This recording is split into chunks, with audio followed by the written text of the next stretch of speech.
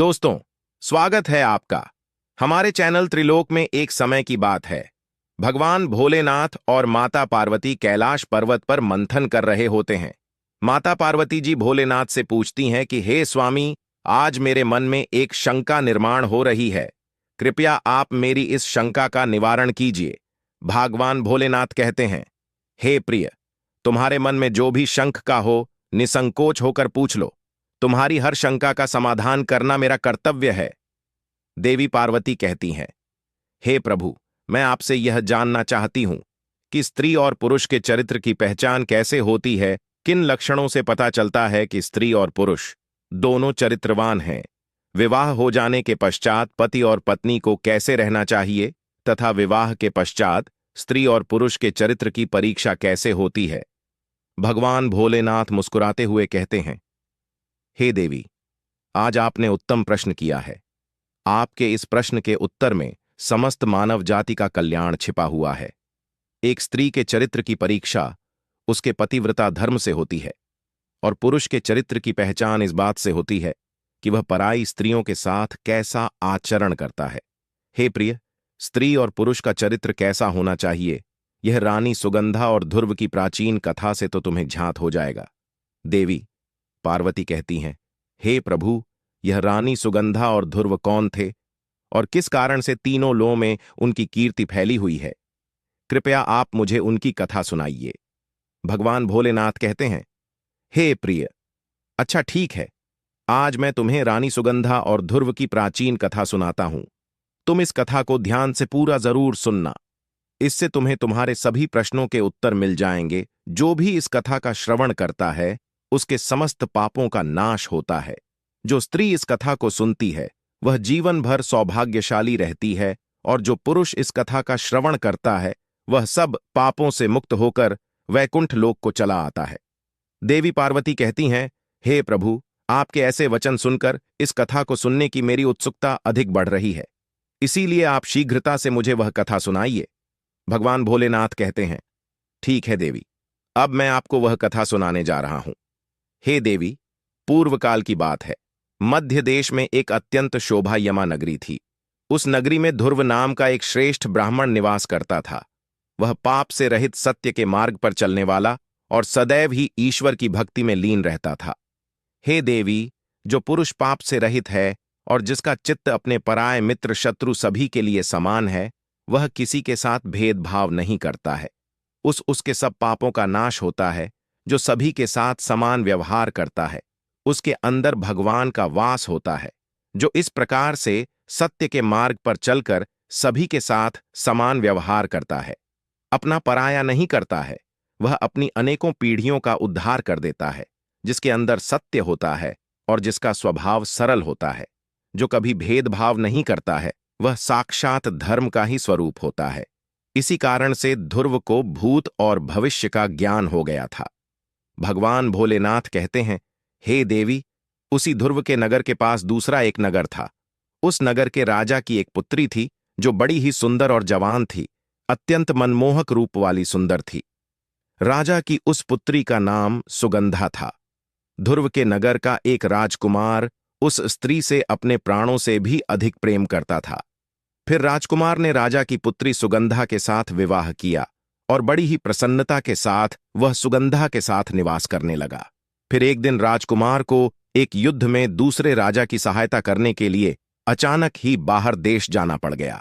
जाने से पहले उस राजकुमार ने मन ही मन सोचा कि मैं अपने प्राणों से बढ़कर मेरी प्यारी पत्नी को किस स्थान पर रखूं जिससे कोई इसका अपहरण न कर सके, जिससे इसके सतीत्व की रक्षा हो सके। राजकुमार को उसके राज्य में रहने वाले मंत्रियों तथा अन्य सेवकों पर अधिक विश्वास नहीं था।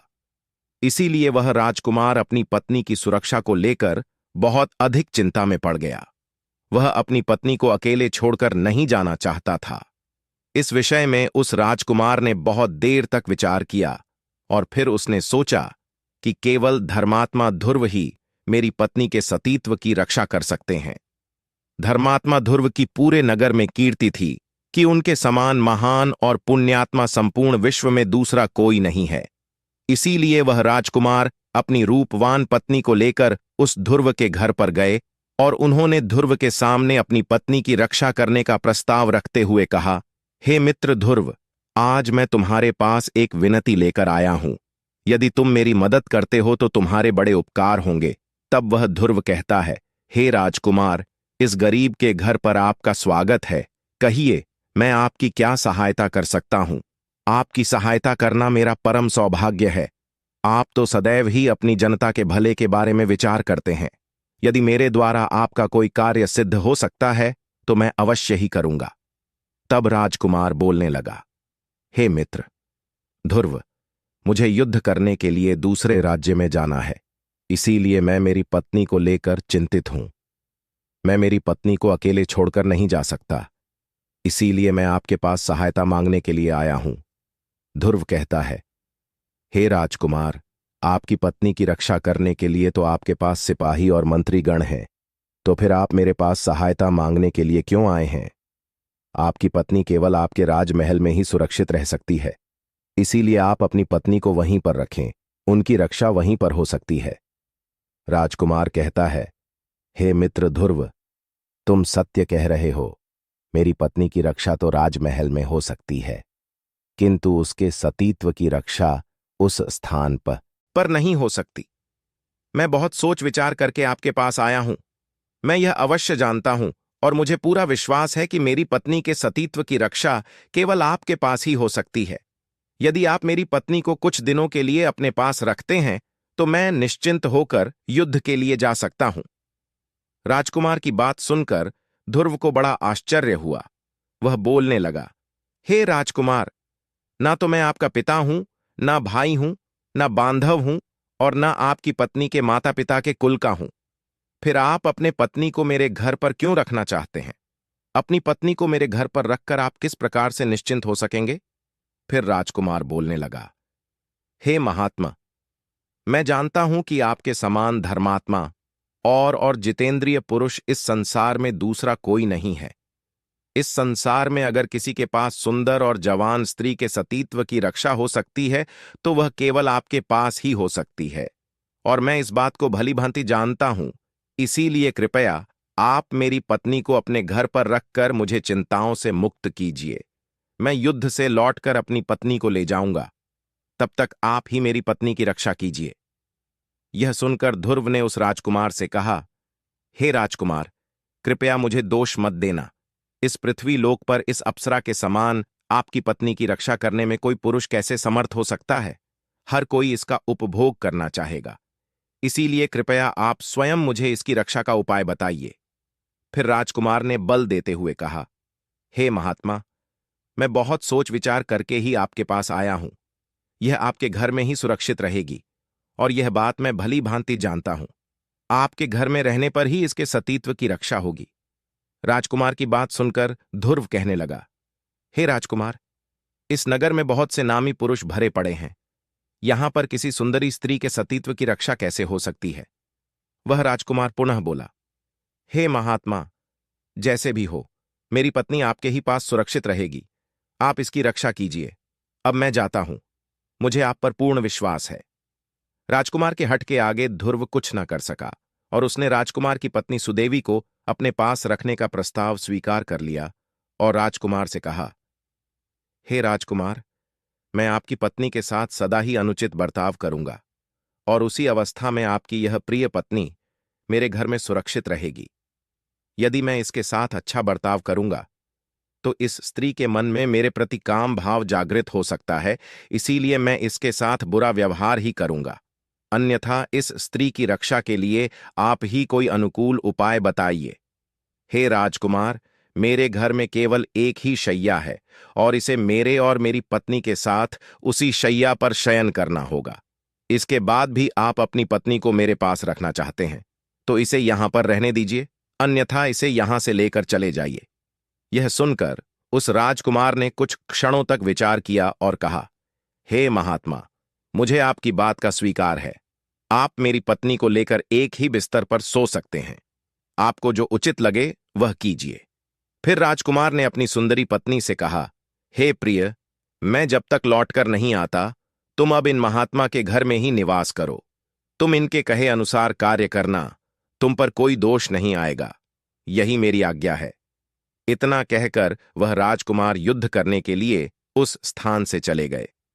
राजकुमार के जाने के बाद उसकी सुंदर पत्नी सुगंधा ध्रुव और उसकी पत्नी के साथ उनके घर में निवास करने लगी। ध्रुव ने राजकुमार से जैसे कहा था, वह वैसा ही व्यवहार राजकुमार की पत्नी के साथ करने लगा। वह ध्रुव रोज अपनी पत्नी और राजकुमार की पत्नी, इन दोनों स्त्रियों के बीच में सोने लगा। उन दोनों स्त्रियों के बीच में सोने पर भी ध्रुव के मन में पराई स्त्री के प्रति जरा सी भी वासना नहीं हुई। केवल उसकी पत्नी के स्पर्श से ही उसके मन में काम भोग की इच्छा होती थी। राजकुमार की पत्नी के अंगों का स्पर्श भी उस ध्रुव को होता था, किंतु फिर भी उसके मन में राजकुमार की पत्नी के लिए कोई भावना जागृत नहीं हुई। उसके प्रति ध्रुव के मन में वैसा ही भाव रहता था जैसे कि किसी बालक का अपने माता के प्रति होता था। वह राजकुमार की पत्नी को माता के समान मानता था। उसके शरीर के अंग ध्रुव को कितनी बार भी स्पर्श करते तो भी उसके मन में काम भाव जागृत नहीं होता था। इस प्रकार से रोज वह उन दो स्त्रियों के साथ एक ही बिस्तर पर सोने लगा, लेकिन कभी भी उसने राजकुमार की पत्नी को स्पर्श नहीं किया। राजकुमार की पत्नी सुदेवी भी सच्ची पतिव्रता नारी थी। वह भी निश्चिंत होकर ध्रुव और उसकी पत्नी के साथ एक ही बिस्तर पर सोने लगी। पराय पुरुष के पास सोने के बाद भी उस सुदेवी के मन में ध्रुव के प्रति काम की भावना जागृत नहीं हुई। वह ध्रुव को अपने भाई और पिता के समान मान ही मानती थी। सुदेवी ने ध्रुव के घर में रहकर कभी कोई अनुचित व्यवहार नहीं किया। ध्रुव और उसकी पत्नी के साथ सोते हुए भी सुदेवी निरंतर अपने पति के विषय में विचार करती थी। उसके मन में एक क्षण के लिए भी पराये पुरुष का विचार नहीं आया। इस प्रकार से राजकुमार का इंतजार करते हुए सुदेवी ने 6 महीने बिता दिए, और फिर 6 महीने के बाद जब राजकुमार फिर से लौटकर आ गए तो उन्होंने नगर में रहने वाले लोगों को ध्रुव और अपनी पत्नी के बर्ताव के बारे में पूछा। फिर लोगों ने भी अपने अपने रुचि के अनुसार उत्तर दिया। कोई राजकुमार को उनके निर्णय के लिए उनकी सराहना करते थे कि उन्होंने अपनी पत्नी को ध्रुव के पास छोड़कर उचित काम किया। वही कुछ नौजवान लोग आश्चर्य में पड़ जाते थे और कहते थे, हे राजकुमार, आपने अपनी पत्नी को उस ध्रुव को सौंप दिया, अब वह तो उसी के साथ सोता है। स्त्री और पुरुष का संसर्ग होने पर दोनों का मन शांत कैसे रह सकता है? लोगों की ऐसी कुत्सित बातें सुनकर राजकुमार को बड़ा क्रोध आ जाता है। राजकुमार के मन में ध्रुव के प्रति बड़ी घृणा और द्वेष आने लगता है। राजकुमार मन ही मन सोचने लगता है, जिस व्यक्ति को मैंने मित्र समझकर अपनी पत्नी उसके आश्रय में सौंप दी, उसने मेरी ही पत्नी के साथ दुष्कर्म किया। राजकुमार का चित्त एकदम से विचलित हो जाता है। वह गुस्से से आग बबूला हो जाता है और हाथ में तलवार लेकर ध्रुव के घर की तरफ चलने लगता है। वह राजकुमार सोचता है, आज मैं इस तलवार से उस ध्रुव के टुकड़े टुकड़े कर डालूंगा। उसने मेरे साथ विश्वासघात किया है। मुझे मेरी प्राणप्रिय पत्नी उसके पास छोड़नी नहीं चाहिए थी। मुझसे बड़ी भूल हो गई। उस ध्रुव को उसके पाप के लिए दंड अवश्य ही मिलेगा। इतना सोचकर वह राजकुमार अपनी हाथ में तलवार लेकर ध्रुव के घर की तरफ जाने लगता है। इधर ध्रुव ने अपने धर्म आचरण की शक्ति से लोगों की ऐसी कुत्सित चर्चा सुन ली, तब उसे बड़ा दुख हुआ। उसके मन में लोगों की ऐसी गलत निंदा से मुक्त होने की इच्छा प्रकट हुई। उसने इस अपमान से मुक्त होने के लिए आत्मदाह करने का निश्चय किया। ध्रुव ने स्वयं लकड़ी एकत्रित करके एक बहुत बड़ी चिता बनाई और उसमें आग लगा दी। वह चिता प्रज्वलित हो उठी। जैसे ही ध्रुव उस जलती हुई चिता में प्रवेश करने लगा, उसी समय राजकुमार ध्रुव के घर पर आ पहुंचे। वहां पर उन्होंने ध्रुव और अपनी पत्नी को देखा। राजकुमार की पत्नी का मुख प्रसन्नता से खिला हुआ था और इधर ध्रुव अत्यंत दुखी और शोक में डूबे हुए थे। ध्रुव की मानसिक स्थिति को देखकर राजकुमार ने कहा, हे भाई, मैं आपका मित्र हूं और बहुत दिनों के बाद लौटा हूं। आप मुझे बात क्यों नहीं कर रहे हैं? आपने यह चिता किस लिए जलाई है? ध्रुव ने कहा, हे मित्र, मैंने आपके हित के लिए आपकी आज्ञा का पालन करते हुए आपकी पत्नी की रक्षा करने का अत्यंत कठिन काम किया है, किंतु बाहर जो लोग गलत बातें कह रहे हैं, मेरी निंदा कर रहे हैं। इस कारण से मेरा सारा परिश्रम व्यर्थ सा हो गया है। मैंने आपके पत्नी के साथ रहते हुए 6 माह बिता दिए हैं, किंतु कभी मेरे मन में पराई स्त्री के प्रति दुर्भावना जागृत नहीं हुई। किंतु जिस प्रकार से लोग मेरी निंदा कर रहे हैं उसे मैं सहन नहीं कर सकता। इसीलिए अब मैं अग्नि में प्रवेश करूंगा। संपूर्ण देवता और मनुष्य मेरे इस कार्य को देखें। यदि मैंने राजकुमार की पत्नी के साथ गलत काम किया है तो मेरा शरीर इस अग्नि में भस्म हो जाए। इतना कहकर वह ध्रुव अग्नि में प्रवेश कर गया, किंतु वह अग्नि ध्रुव के शरीर, वस्त्र और केश को जला नहीं सकी। आकाश में खड़े सम देवता प्रसन्न होकर उस ध्रुव की निष्ठा की प्रशंसा करने लगे। सभी ने चारों ओर से फूलों की वर्षा की। जिन जिन लोगों ने राजकुमार की पत्नी और ध्रुव के विषय में कलंकपूर्ण बातें कही थीं, उन सभी के मुंह पर नाना प्रकार के कोढ़ हो गए। फिर देवतागण उस स्थान पर प्रकट हुए और उन्होंने ध्रुव को अग्नि से बाहर निकलने को कहा, और फिर राजकुमार ने ध्रुव को बारंबार नमस्कार करते हुए कहा, हे मित्र, आप धन्य हैं। आपके विषय में मैंने जो जो कहा था वह सत्य है। आपके समान पुण्यात्मा इस संसार में दूसरा कोई नहीं। उस समय पर समस्त देवताओं और आर्षियों ने मिलकर आद्रोहक का नाम सज्जना द्रोह रख दिया। देवताओं ने राजकुमार से कहा, हे राजपुत्र, अब तुम अपनी पत्नी का स्वीकार करो। इन ध्रुव के समान कोई मनुष्य इस संसार में नहीं हुआ। इस पृथ्वी पर दूसरा ऐसा कोई पुरुष नहीं जिसे काम और लोभ ने परास्त न किया हो। देवता, असु, मनुष्य, राक्षस, पशु, पक्षी और कीट आदि संपूर्ण प्राणी काम के वशीभूत रहते हैं। यह काम ही संसार बंधन में डालने वाला है। इस सृष्टि में काम रहित मनुष्य मिलना कठिन है। इन ध्रुव ने सभी को जीत लिया है, 12 भवनों पर विजय प्राप्त की है। इनके हृदय में श्री विष्णु बड़ी प्रसन्नता के साथ विराजमान रहते हैं। इनका स्पर्श और दर्शन करने से मनुष्य सब पापों से मुक्त हो जाते हैं और निष्पाप होकर स्वर्ग को प्राप्त करते हैं। इतना कहकर सभी देवता अपने अपने स्थान को लौट गए और वह राजकुमार और उसकी पत्नी भी अपने राजमहल को चले गए। तभी से उस ध्रुव को दिव्य दृष्टि प्राप्त हो गई और वे देवताओं को भी देखते हैं तथा तीनों लोकों की बातें अनायास ही जान लेते हैं। भगवान भोलेनाथ कहते हैं, हे देवी, इस प्रकार से ध्रुव ने अपनी निष्ठा और भक्ति से समस्त लोकों को जीत लिया। ध्रुव जितेंद्र और एक ही पत्नी के प्रति एकनिष्ठ था। उसने अपनी पत्नी के अलावा कभी दूसरी स्त्री की ओर नहीं देखा। यही एक उत्तम पुरुष का लक्षण है। जो पुरुष अपनी पत्नी के अलावा पराई स्त्री को माता अथवा बहन मानता है, वही पुरुष सर्वश्रेष्ठ होता है। और जो स्त्री अपने पति के अलावा कभी पराये पुरुष के प्रति मन में किसी भी प्रकार की भावना नहीं रखती, वही स्त्री सच्ची पतिव्रता नारी होती है। तो दोस्तों, इस प्रकार से भगवान भोलेनाथ और देवी पार्वती को बताया है कि पति और पत्नी को कैसे रहना चाहिए। आपको यह कथा कैसी लगी? कमेंट करके अवश्य बताएं। जानकारी अच्छी लगी तो वीडियो को लाइक जरूर करें और कमेंट में हर हर महादेव अवश्य लिखें। साथ ही चैनल को सब्सक्राइब करें और वीडियो को दोस्तों के साथ शेयर करें। आप सभी का धन्यवाद।